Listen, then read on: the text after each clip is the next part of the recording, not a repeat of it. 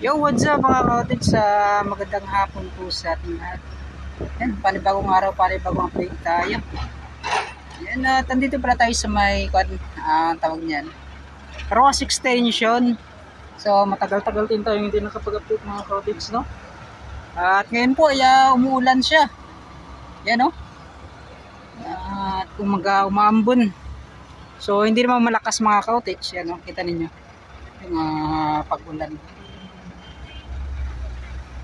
So, yan mga cottage, kita po ninyo. So, may mga ginagawa sila parang precast na parang hindi siya box culvert, no? Yan, no? Diyan sa unahan. So, dito may nagawa na sila hanggang doon sa unahan. Hey, boss. Nga po. Shoutout ay kay Bossing na dito. So, magawa sila ng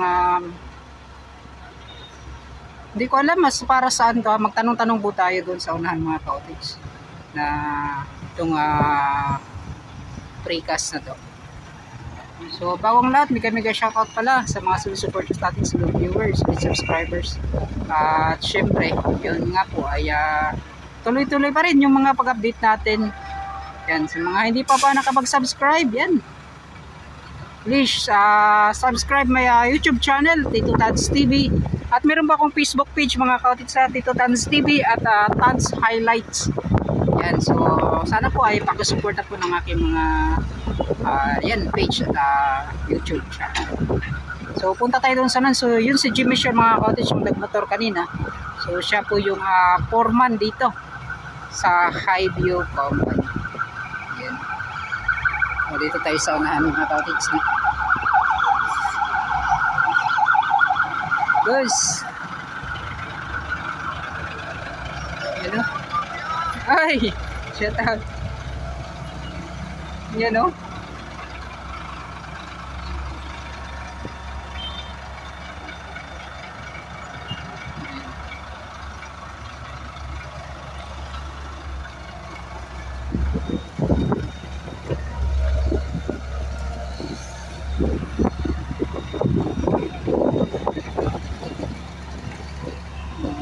Cottage at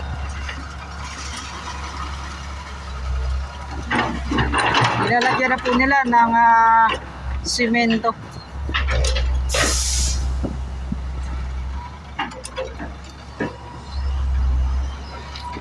Ayan, yung mixer pagagisuglan na dira sa bucket sa kaning backhoe.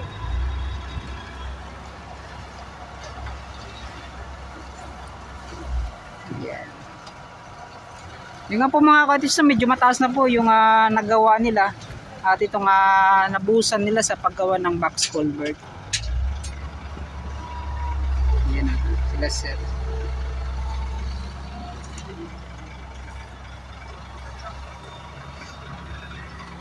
So kita naman po ninyo yung mga bakal na to.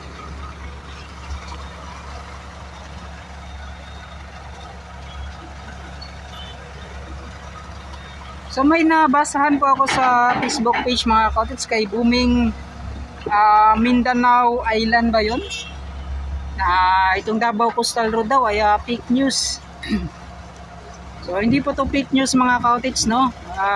Nagsimula po itong Davao Coastal Road 2017. Kung hindi po tayo nagkakamali. So ganyang taon. Dahil po sa pandemic, 2 years po na pandemic na-delay yung paggawa ng Davao Coastal Road. Sana dapat ngayong taon siguro or yan, tapos na sana itong ginagawang proyekto na to.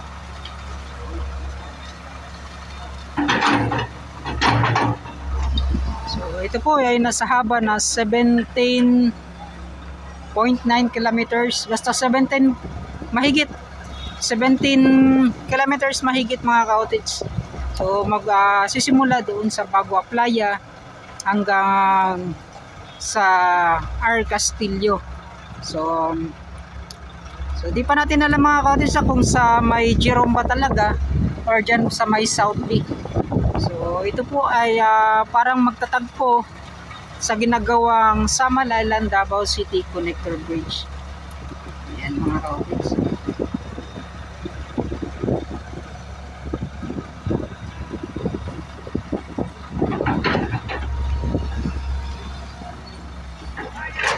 Yun. So halos lahat siguro itong mga cottage, no, ay kanilang nilagyan po ng semento.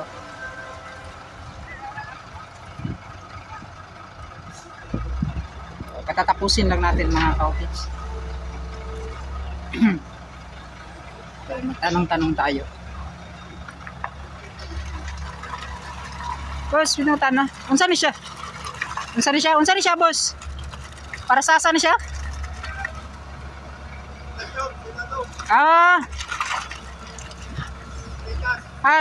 Prekas na. Ay, sa katong sa kilid? Or patungan di ay. So kani. Patong sa Tilote. Amo ni siya patong tapos katong pa. Patong sa Tilote tapos kinipak. Di ba na may flooring pa man? Pa may flooring? Wala na. Diretso na box na. Wala doon. Pagkantira na kwan. Rito. Wala sa box. So kanto. Wala diya. Nagbutangan na niya dira. So yan mga cottage, no. So direct na pala yung paggawa nila mga cottage ay ilalagay na ito para sa patungan po nitong box culvert. Yes, sumobra.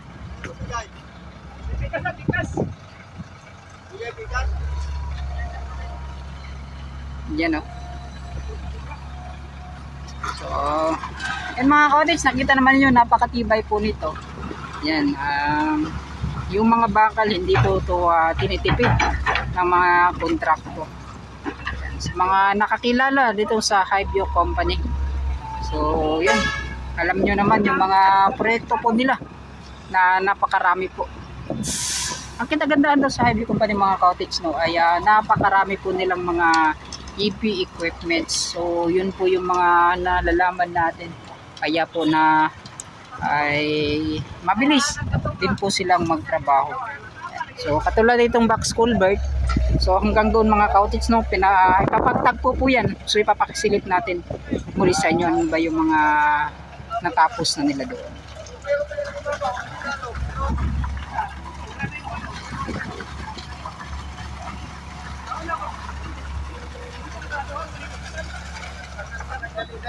Yan.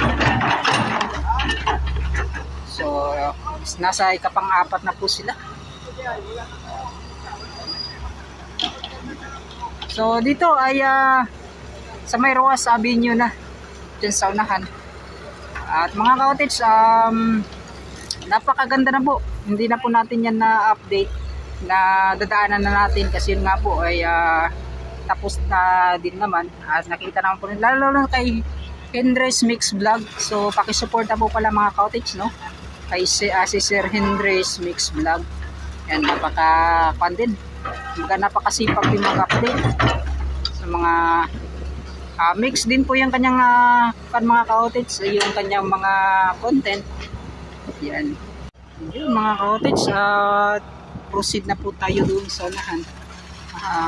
Dito na po. So paulit-ulit na lang po yan yung kanilang ginagawa para po ma-kompleto itong 2, 4, 6, 8, 10. 11 po na itong precast para po sa patunganan po ng box culvert. Yan, maraming salamat sa mga panonood niyo. So proceed po tayo doon sa unahan. Let's go. So dito banda mga cottage, ito yung bago. Yan, at napaka tibay nito. Makikita talaga niyo sa kulay po ng tawag niyan, sa kulay po ng semento kapag matuyo na siya. Puting-puti talaga yan mga cottage. So ito na yung isa na namang paglagay po nila at paggawa nitong box culvert.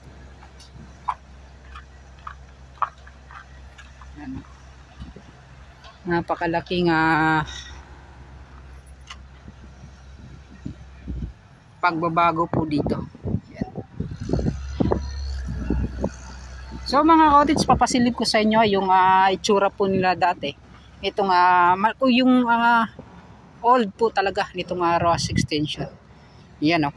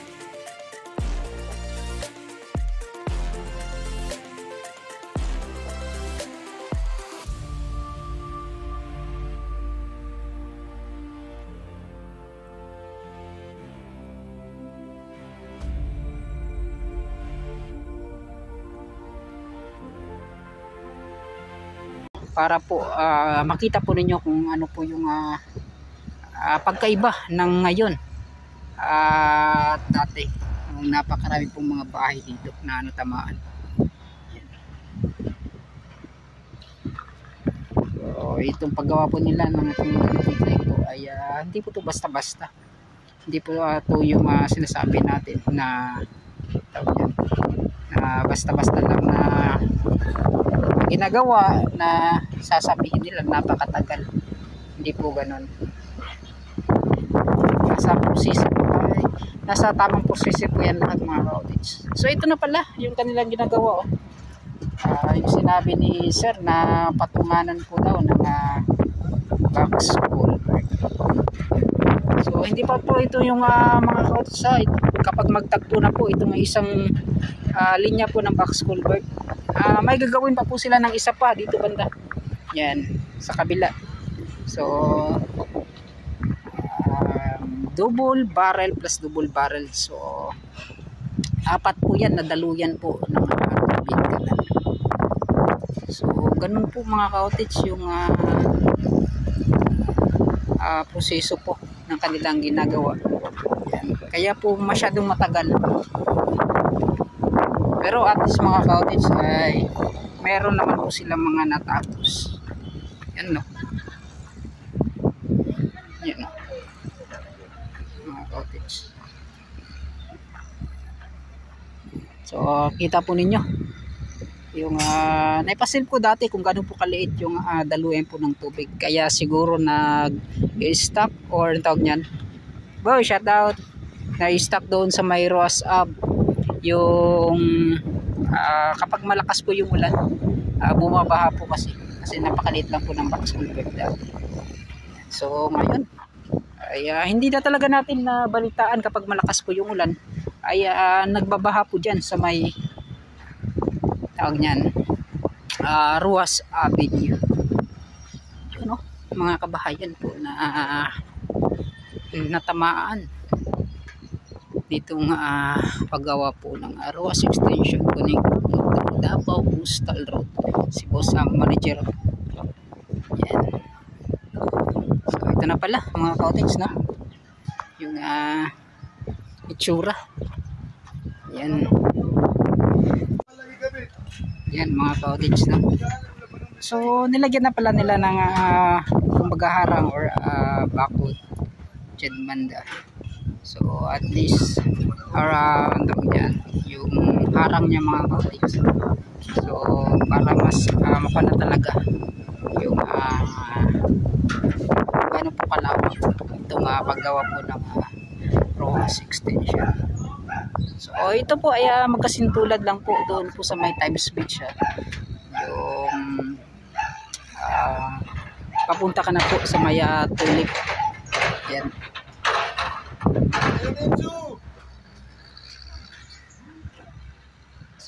Yan. So dito tayo mga cottage. At yan o. So may tugtog dyan mga cottage. Yan.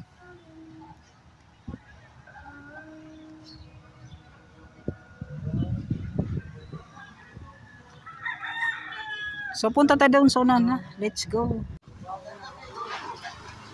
So ito na nga po yung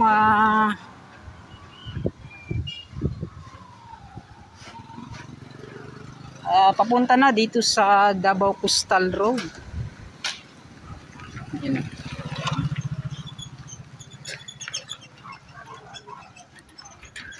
Yun. So ito yung sinabi ko sa unang box culvert, magtatagpo yung sa una nilang ginawa. Yan. So ito na po yung sa ikapangalawang box culvert na kanilang gagawin. Na doon sa unahan po ay hindi pa po nila simulan.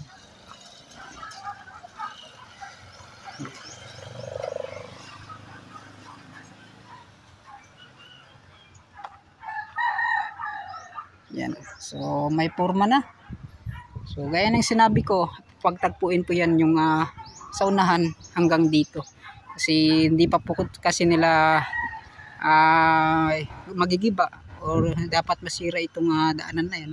Kasi dyan pa po yung itong mga residente para po makadaan ka sa kabilang barangay. Yan. Kapag inuna pa kasi nilang ginaba dito mga cottage, mahirapan na po. So kumbaga masisarado na itong daanan na to.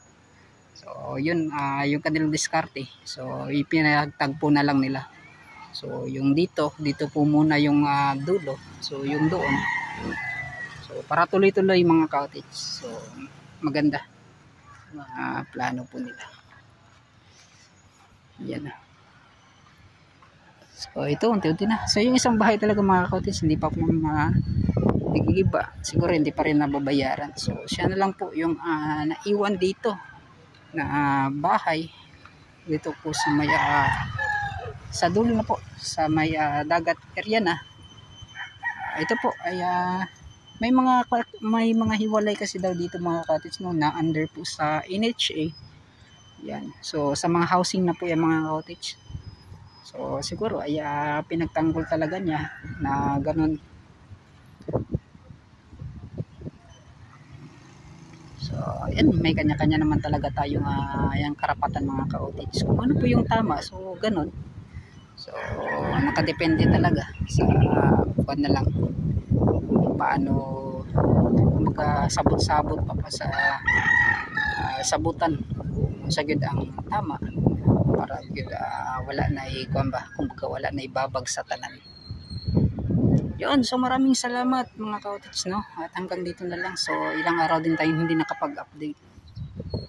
So mga cottage, Ramadan kasi yan, kaya hindi po ako nag-update talaga. So sana lahat po naintindihan po ninyo sa mga solid supporters natin dyan. So sa lahat po ng mga baguhan, magandang shoutout yan. Sana supportahan po ninyo yung aking YouTube channel. Hanggang dito na lang mga cottage. Mag-update pa tayo sa mga iba pang areas katulad dito sa Roas Rotonda. At hanggang dito na lang, papala na po ako. Bye-bye na.